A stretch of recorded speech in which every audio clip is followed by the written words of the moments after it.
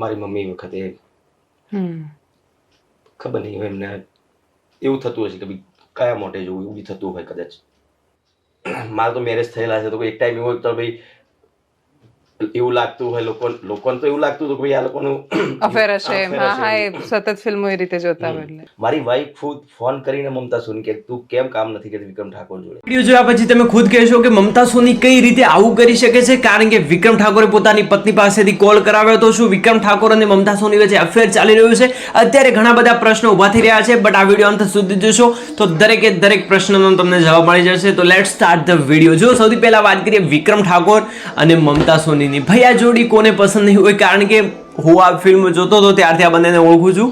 જો સૌથી પહેલા વાત કરીએ વિક્રમ ઠાકોરની, અત્યારે નહીં પરંતુ વિક્રમ ઠાકોરની આ બંનેની જોડી ભાઈ વિરાટ અનુષ્કાની જેમ જ પ્રખ્યાત હતી, બટ અત્યારે નથી, કારણ કે અત્યારે વિક્રમ ઠાકોર અને મમતા સોની એક પણ મૂવીમાં સાથે કામ નથી કર્યું.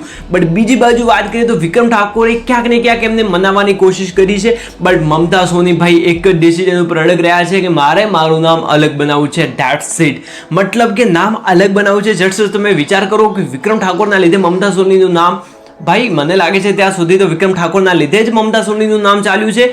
હવે ખબર નહીં કે કઈ રીતે મમતા સોની અલગ પડી ગયા. બટ જો વાત કરીએ વિક્રમ ઠાકોર અને મમતા સોનીની, તો આ બંને અનેકો ફિલ્મો સાથ કરી છે, પરંતુ અત્યારે તેઓ આપણને એક સાથે જોવા નથી મળતા. જો કે પબ્લિકની ડિમાન્ડ એ છે કે આ બંને સાથે આવે, પરંતુ આ બંને સાથે નથી આવતા. ત્યારે બીજી બાજુ વાત કરીએ વિક્રમ ઠાકોરની. ભાઈ વિક્રમ ઠાકોર ખુદ રોવા લાગ્યા હતા એક ઇન્ટરવ્યુમાં. ભાઈ આઈ થિંક બે ઇન્ટરવ્યુમાં અલગ રોયા છે.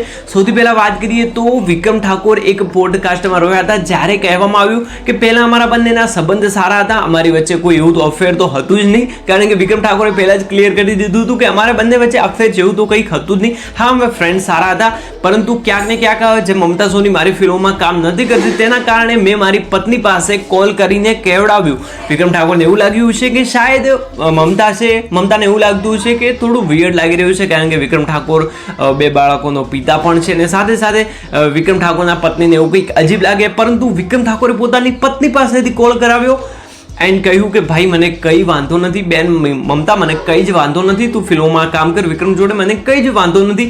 પરંતુ મમતા સોની ભાઈ એવું કહે છે કે ના, મને આમાં ઇન્ટરેસ્ટ નથી, મારે મારું નામ અલગ બનાવવું છે. અને ભાઈ તમે જસ્ટ વિચાર કરો કે મમતા સોની હજી સુધી આપણને વિક્રમ ઠાકોરની પણ ફિલ્મમાં જોવા નથી મળ્યા, પરંતુ એના પછી પણ વિક્રમ ઠાકોરે કહ્યું કે હા કંઈ વાંધો નથી, મમતા સોની મારી ફિલ્મોમાં કામ ના કરે તો મને કંઈ વાંધો નથી. પરંતુ આ તો જસ્ટ મેં પૂછ્યું તો એણે એવું કહ્યું કે મારે મારું અલગ નામ બનાવવું છે. પરંતુ ભાઈ બીજી બાજુ શોકિંગ વાત એ છે કે જ્યારે વિક્રમ ઠાકોર એવું પણ કહ્યું હતું કે અમારા સંબંધો તો સારા જ હતા, કારણ કે એ ક્યાંક ને ક્યાંક જે પણ મારો પ્રસંગ હોય એમાં એ આવતા, અને એમનો જે પણ પ્રસંગ હોય એમાં હું જ હતી.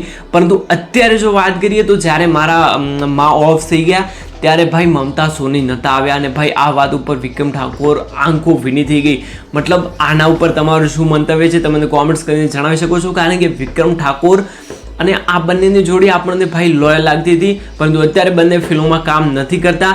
એન્ડ જે એમના માતાનું અવસાન થયું ત્યારે પણ મમતા સોની જોવા નથી મળ્યા. એના પછી વિક્રમ ઠાકોર થોડા ઘણા આંખો પણ ભીંજાઈ ગઈ હતી. તો આ વિશે તમારું શું મંતવ્ય છે તમે કોમેન્ટ્સ કરીને બતાવી શકો છો, કારણ કે ભાઈ એક પોઈન્ટ ઉપર તો વિક્રમ ઠાકોર પણ સાચા છે. બાકી તમારું શું મંતવ્ય છે તમે કોમેન્ટ્સ કરીને જણાવી શકો છો. બાકી મળીએ એક નવા વિડીયોમાં, ત્યાં સુધી આવજો, ટાટા એન્ડ ગુડ બાય.